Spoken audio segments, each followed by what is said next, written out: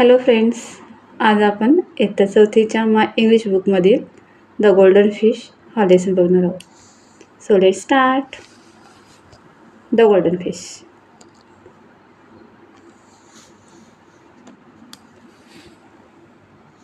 हा मल्हार नावाचा व्यक्ती आहे जो आपल्या वाईफसोबत समुद्रकिनारी एका छोट्याशा झोपेत राहत असतो.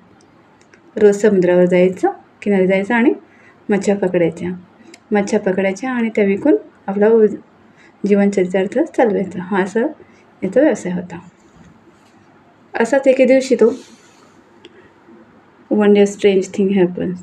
असाच एके दिवशी तो समुद्रकिनारी जेव्हा आपण मच्छी पकडायला जातो तेव्हा गेला असता त्याने नेट टाकलं, जाळी टाकलं, तर त्याच्या जाळ्यामध्ये एक गोल्डन कलरची सोनेरी मच्छी हातात लागली. जेव्हा त्याने तिला बाहेर काढली तर ती डायरेक्ट त्याच्याशी बोलायला लागली की मला जाऊ द्या म्हणून, मला सोडा म्हणून. हा फिशरमॅन जो असतो, मच्छीवाला, हा खूप दयाळू वृत्तीचा व्यक्ती असतो. तो थोडा आश्चर्यचकित होतो की मासा तर कधी बोलत नाही, तर ही मछली बोलते कशी. थोडा एकदम आश्चर्यचकित झाल्यासारखा तिच्याकडे बघतो आणि ती जेव्हा म्हणते की मला सोडून द्या म्हणून, तर तो दयाळू असल्यामुळे तो काय करतो, तिला लगेच सोडून देतो आणि तसाच रिकाम्या हाती घरी येतो. घरी आल्यावर मग त्याची वाईफ विचारते त्याला, त्याची वाईफ, की तुम्ही मच्छी वगैरे काही पकडून नाही आणली का? तर तो सगळा प्रकार सांगतो की मला एक गोल्डन कलरची मच्छी सापडली होती, जी बोलत होती. तिने बोलली की मला जाऊ द्या, तर मी तिला सोडले.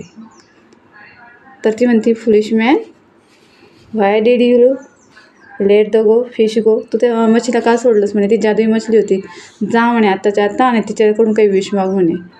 मग तो मच्छवाला परत समुद्रकिनारी जातो आणि म्हणतो, त्या मच्छीला आवाज देतो की हे गोल्डन मच्छी, यू ग्रँट माय विश. जसं की माझी इच्छा आहे बा ती पूर्ण कर.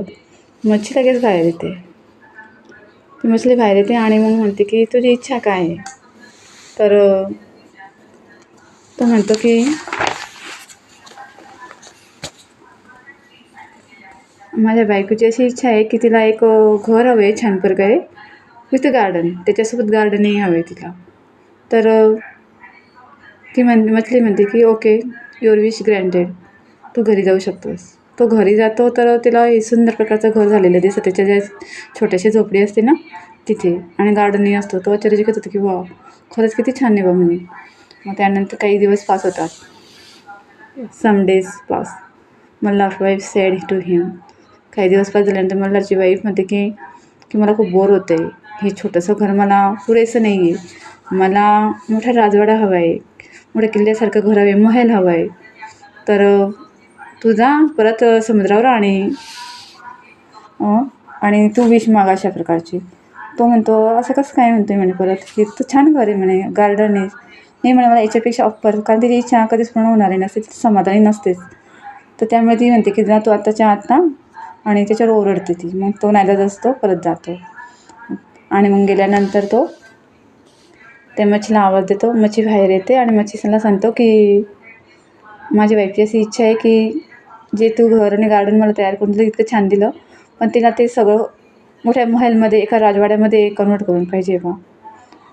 मग ती मच्छी तसंच म्हणते, ठीक आहे, your wish granted, you can go, तू जाऊ शकतोस घरी. तो घरी जातोस. तर खरंच ते राजवाड्यामध्ये कन्व्हर्ट झालेलं असतं. ते बघून तो खूप आनंदित होतो. पण त्यानंतर मग असेच काही दिवस जातात. मग ती राणीसारखी त्या राजवाड्यामध्ये राहत असते. सगळं काही ऑल इज वेल असतं. तरी पण ती काय म्हणते, काही दिवसानंतर काही दिवस असेच पास होतात. जसे ती दाखवले, some day passed, Malhar's wife called him, this is enough for the me. मला हे पुरेसे नाही आहे, मला अजून काही हवं आहे म्हणे. आता काय हवं आहे म्हणे तुला म्हणे मला गॉडेस व्हायचं आहे म्हणे.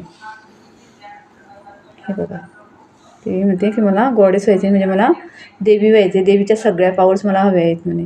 तो आत्ताच्या आत्ता समुद्रकिनारी जा आणि माझ्यासाठी त्या पावर्स घेऊन ये म्हणे, त्या इच्छा पूर्ण करून आण म्हणे.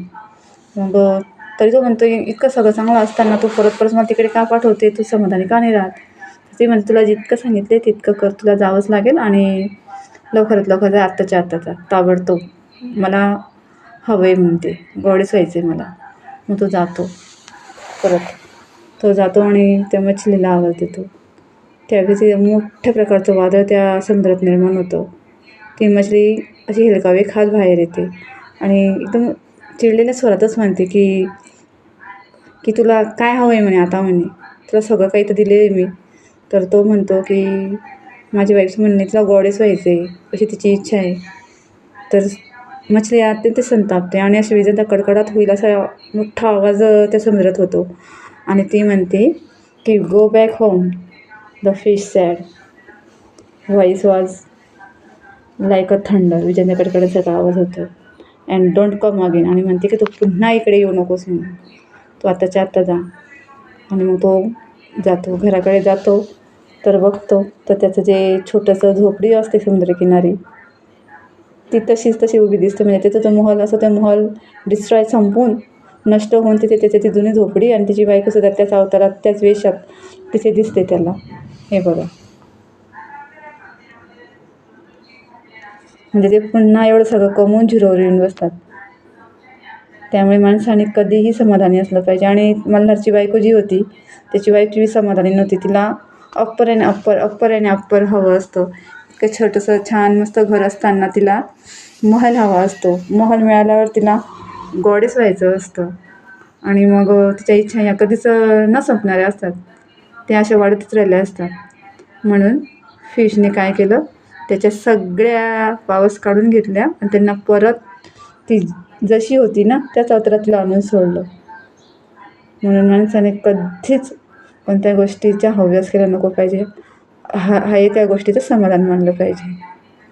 सो तुम्हाला ही लेसनचा पूर्ण अर्थ मी मराठीत समजून सांगितला आहे. आपण जर पूर्ण वाचून जर हे सांगितलं असतं तर मला व्हिडिओ बराच लांबला असता.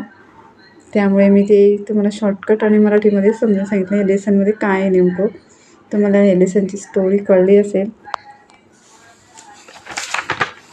हे बघा,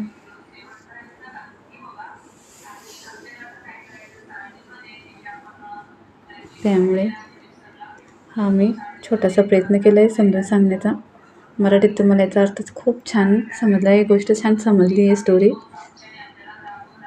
सो लाईक व्हिडिओ. तुम्हाला जर हा व्हिडिओ आवडला असेल तो लाईक, शेअर अँड सबस्क्राईब करा. Thank you for watching this video. Goodbye.